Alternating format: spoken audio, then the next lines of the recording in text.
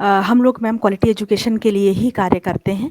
तो हमारे पास स्वयं निरंतर बच्चों की पाठ्य पुस्तकों को लेकर अनेक अनुभव हैं, व्यावहारिक अनुभव हैं, जिनको हम साझा करते हैं अपने शिक्षकों के साथ। हमने एक कार्यक्रम चलाया अपने जनपद में, अपने डाइट के नेतृत्व में, जो था मेरा विद्यालय मेरी पहचान। यानी कि एक शिक्षक, एक नेतृत्वकर्ता, विद्यालय का प्रधानाध्यापक ये समझे कि विद्यालय उसकी पहचान है और उसके लिए वो उसके प्रत्येक पक्ष पर, चाहे उसका भौतिक पक्ष हो, चाहे उसका नेतृत्व के बिंदु हों, चाहे उसका कक्षा-कक्ष प्रक्रियाएँ हों, चाहे उसके नवाचार हों, इसको लेकर वो निरंतर अपडेट रहे। वो हमसे जुड़ा हुआ था। हम निरंतर व्हाट्सएप ग्रुप के माध्यम से जो उसको आवश्यकता थी वो साझा कर रहे थे। हमने आदर्श शिक्षण योजनाओं पर बहुत महत्वपूर्ण कार्य किया, जिसमें हमारे शिक्षक साथियों ने अपनी बनाई हुई शिक्षण योजनाओं को साझा किया। लर्निंग आउटकम बेस्ड शिक्षण योजनाएँ थी कि हम क्वालिटी एजुकेशन कक्षा-कक्ष में प्रभावी ढंग से शिक्षण को कर पाएँ। तो इसके लिए ऐसे ही बहुत सारे कार्यक्रम डाइट के निर्देशन में और आपका मंच मैंने शुरुआत से ही मैं आपके अरविंदो सोसाइटी के कार्यों को हम देख रहे हैं। ब्लॉक स्तर पर भी अरविंदो सोसाइटी से हमारे बहुत सारे आपके सदस्य आए हैं, जिन्होंने शून्य निवेश नवाचार को लेकर बहुत सारे उदाहरण प्रस्तुत किए हैं।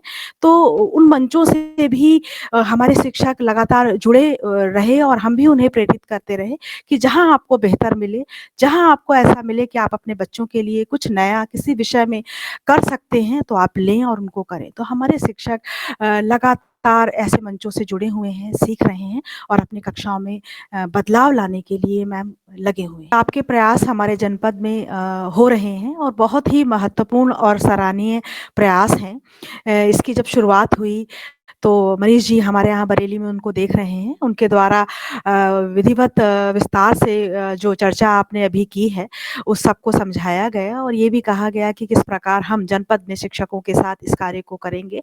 तो हमने मिल-जुल कर एक व्हाट्सएप ग्रुप हमारा है, जिस पे आपके जो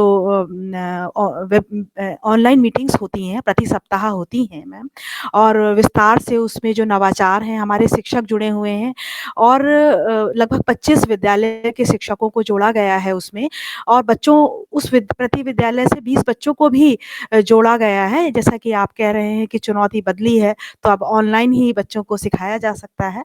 तो शिक्षकों को मोटिवेट करने का कार्य, नवाचारों के साथ समझ बनाने का कार्य, शेयरिंग करने का कार्य और चर्चा करने का कार्य, सामग्री के साथ बहुत सारे प्रयोगों को दिखाने का कार्य, ये बहुत महत्वपूर्ण कार्य उस मंच से हो रहा है और हमारे बहुत सारे शिक्षक साथी उस पर जुड़े हुए हैं। मैं भी जुड़ी हुई हूँ, हमारे एसआरजी साथी जुड़े हुए हैं, हमारे डीसी सर जुड़े हुए हैं, वे सब देख रहे हैं और हमारे शिक्षक लाभान्वित हो रहे हैं।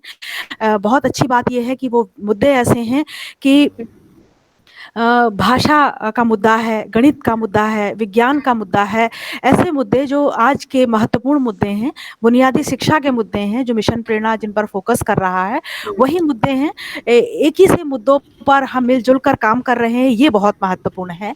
तो बहुत सारे टीचर्स के और हमारे शिक्षक साथियों ने मुझे ये शेयर किया है कि अन्य जगह के अच्छे नवाचारों को उस मंच पर शेयर किया जाता है और वे भी हमारे शिक्षकों से फीडबैक माँगते हैं कि किस प्रकार के उनके अनुभव हैं उस विषय को लेकर बच्चों के साथ।